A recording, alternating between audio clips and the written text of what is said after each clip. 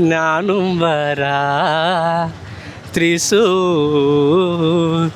ಪೂರಂ ಕಾಣ.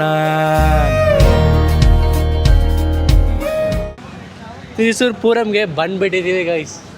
One of the most awaited nearly 10 years of waiting. So ಇವತ್ತು ನೋಡಿದ್ರೆ success ಆಯಿತು. ತ್ರಿಸೂರ್ ಪೂರಂ ಬರಲೇಬೇಕಂತ ತುಂಬ ವರ್ಷದ ಆಸೆ. ಹೆಂಗೋ ಬಂದುಬಿಟ್ಟಿದ್ವಿ. ರಶ್ ಅಂತೂ ಕೇಳಬೇಡಿ, ಎಷ್ಟು ಜನ ರಶ್ ಇದ್ದಾರೆ ಅಂತಾರೆ ಹೇಳೋಕ್ಕಾಗಲ್ಲ. ಊರು ಫುಲ್ ಖಾಲಿ ಇದೆ. ಇಲ್ಲಿ ಬಂದು ನೋಡಿದ್ರೆ ಎಲ್ಲ ಜನ ಇಲ್ಲೇ ಇದ್ದಾರೆ. ಊರು ಫುಲ್ ಖಾಲಿ ಗೈಸ್. ನಾನು ಯಾವ ಹಬ್ಬಕ್ಕೂ ಆ ಥರ ನೋಡಿಲ್ಲ. ಊರು ಫುಲ್ ಖಾಲಿ, ಎಲ್ಲ ಇಲ್ಲೇ ಇದ್ದಾರೆ. ಸೊ ಹಾಗೆ ಮುಂದೆ ಏನೋ ಬಿಲ್ಡ್ ಮಾಡಿದ್ದಾರಪ್ಪ,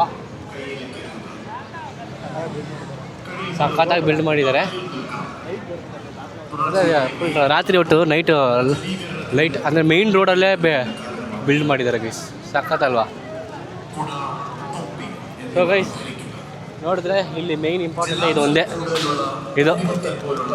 ಇದಿಲ್ಲ ಅಂದರೆ ಅಷ್ಟೇ.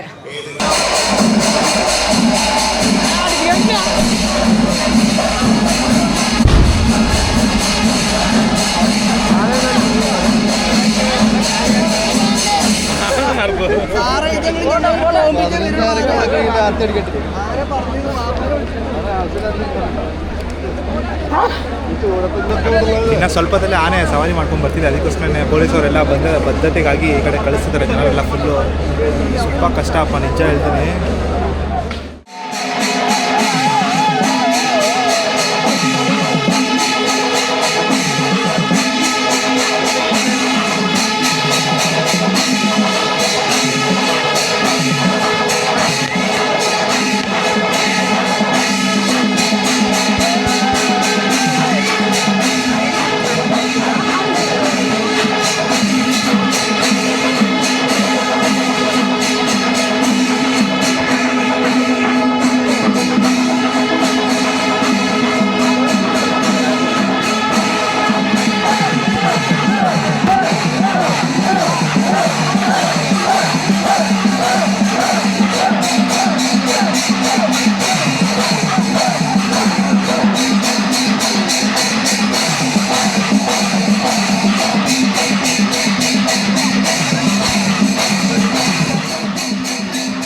ಇವಾಗ ಇನ್ನೇನು ಕೆಲವೇ ಕ್ಷಣಗಳಲ್ಲಿ ಇಲ್ಲಿ ತ್ರಿಸೂರ ಪೂರಂನ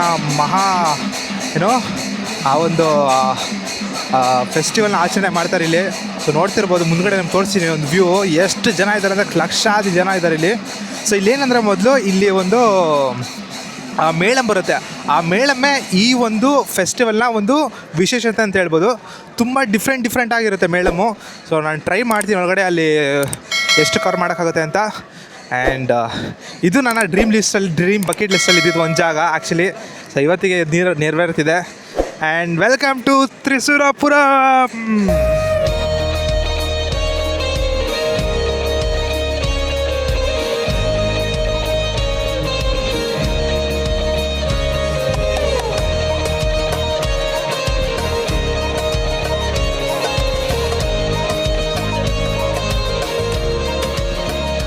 ಅದಾಗಿದೆ ನೋಡಿ ತ್ರಿಸೂರ್ ಪೂರಂ ಫೈನಲಿ ಬ್ರಹ್ಮಾಂಡ.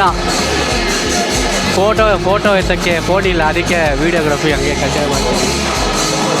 ಪಕ್ಕದಲ್ಲೇ ಇದೀವಿ ಅಂತ ನೋಡಿ ಗೈಸ್, ಅದ್ಭುತ.